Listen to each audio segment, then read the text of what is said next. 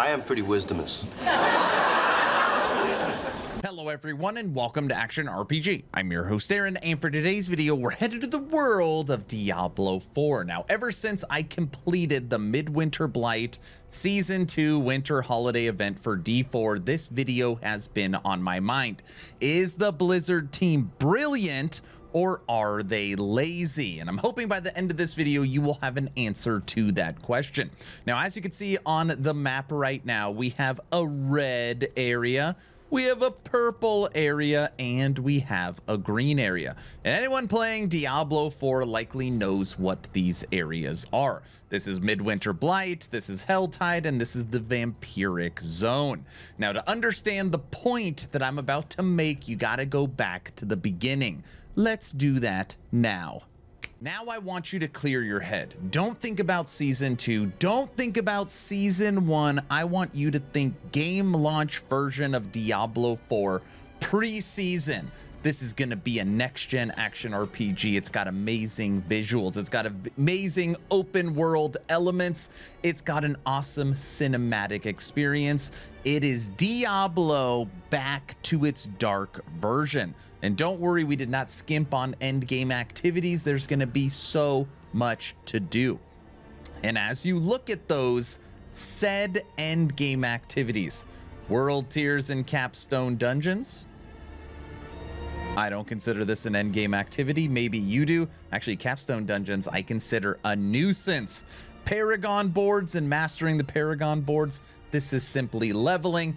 I also don't consider this an end game activity. Codex of Power and Nightmare Dungeons. This is just my opinion. I think Nightmare Dungeons is the most boring end game activity, and normally my glyphs are under leveled because it is so hard to get me to go through and kill every damn red dot on the map to go through it. Helltides and world bosses, we'll get to Helltides, but world bosses die in a second, so those went down. Not an end game activity.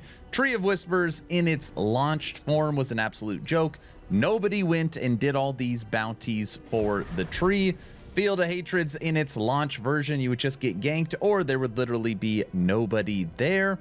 And then you had some seasonal content and a end game activity not mentioned is Legion events, which again, in my opinion, is the most tedious end game activity, where you're literally just running in a circle. It is absolutely ridiculous. But out of all said end games, there is one that I thought was fun, one that I thought was my favorite to play, and that was Helltides.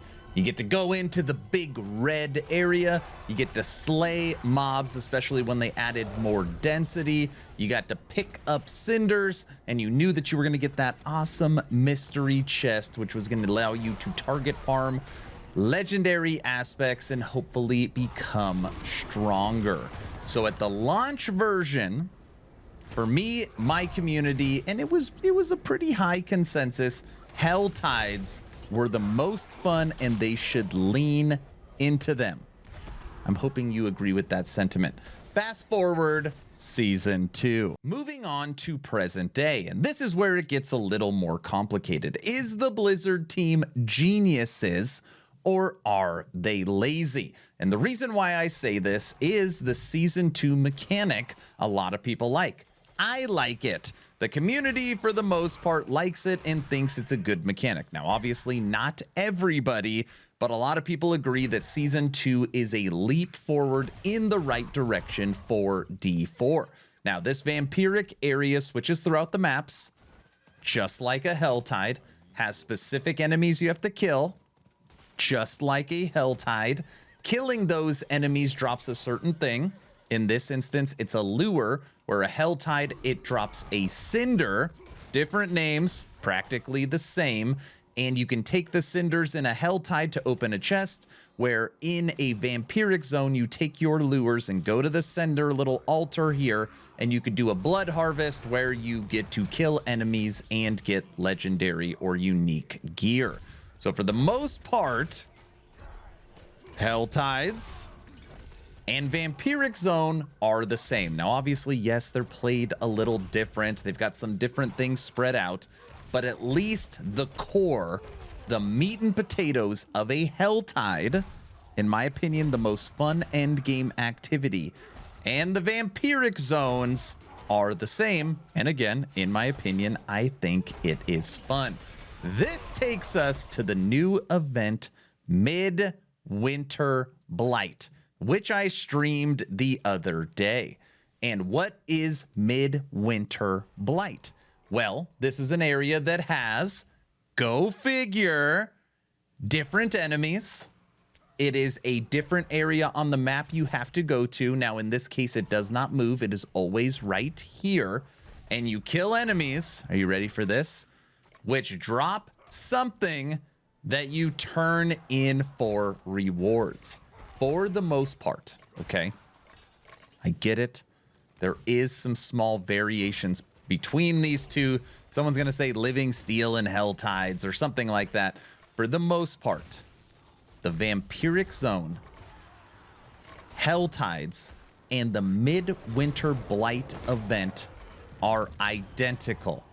They're literally identical.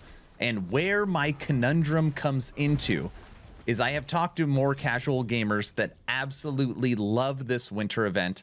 And I've talked to some streamers that were like, I was so bored, I literally couldn't play it past the first reward. I played it and got 3 cosmetic rewards. It took me 5 hours. I was like, I'm done. There's no way I can do this anymore. And this is what leads me to my conundrum. Helltide being my favorite activity, streaming on Twitch, playing with the community, knowing that it's going to have 100% uptime for Season 3. Am I happy that Blizzard gave me a green Helltide? Am I happy that Blizzard gave me a purple Helltide? Am I happy that they continue to lean into the core Helltide? Or is this simply laziness? And who knows? Maybe that's the future. People like this so much, or at least enough, that maybe here's the purple area, here's the red area, here's the green, here's the orange, here's the blue, and different colors on the map are different events, different things happening that give you different rewards. Maybe this map continues to expand and gives us different colors. So this is my final question for you, and this is what I want to see in the comment section. Are they brilliant because they are giving the people what they want, giving the gamers what they want, leaning into what normally has some very high praise? Or are they lazy by simply taking something that gamers like and copying it with a couple of variations? Brilliant or lazy? Let me know your thoughts in the comment section below. And I feel like when I go down there and read and respond to the comments, it's going to give me a good sense of how the community feels. 2 asks at the end of the video. Ask number 1, I'm hoping today is the day I have earned your subscription. I'm hoping today is the day you make the decision to push that little red Helltide button. I would really appreciate it, but of course, only if you think I've earned it. And if I haven't earned it, I'm going to work harder for you. Ask number 2, check out my Patreon. I get asked all the time, what's the best way to support? And Patreon is it. Thank you to the first 92 members that have signed up. You get access to the VIP lounge. You get access to game night. You get access to all the personalized content. It's the best place. First link in the description. Okay, I'm done. Hopefully you're entertained or at least learned something. Aaron, out.